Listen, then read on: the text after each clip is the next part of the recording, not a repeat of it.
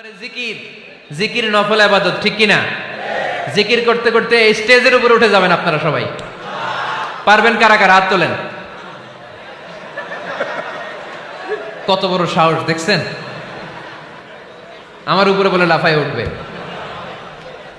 বাঁশ আছে জায়গায়, বাঁশ।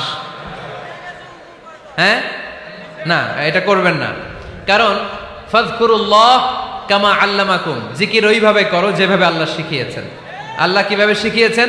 ওয়াযকুরু রাব্বাকুম ফি নাফসিক। দেখেন, জিকির করার পদ্ধতি কোরআন থেকে শুনেন। মনে মনে করো, তাদাররুআন সবিনয়ে করো, খিফাতান ভীত বিহবল চিত্তে করো, দুনাল জাহরি মিনাল কওল অনুচ্চ স্বরে, বেশি আওয়াজ করে লাফালাফি করো না। এটা হচ্ছে জিকির করার পদ্ধতি। জিকির করার পদ্ধতি আল্লাহর হাবিব শিখালেন, আহাব্বুল কালামি ইলাল্লাহি আরবাআ, আল্লাহর কাছে সবচেয়ে প্রিয় কথা কয়টি?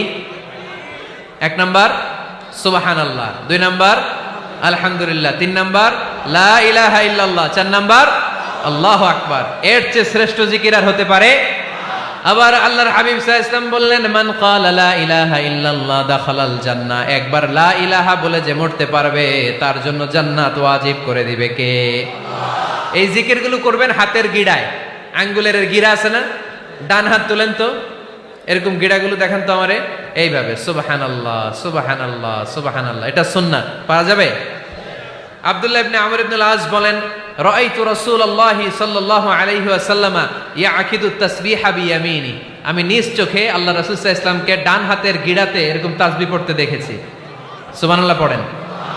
নীরবে নিঃশব্দে জিকির করবেন। হ্যাঁ, এটা ঠিক।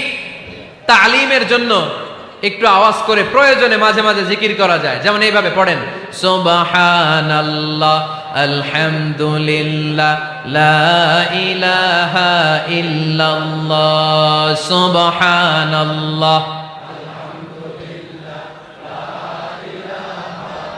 লা ইলাহা ইল্লাল্লাহ মুহাম্মাদুর রাসূলুল্লাহ সাল্লাল্লাহু আলাইহি ওয়াসাল্লাম।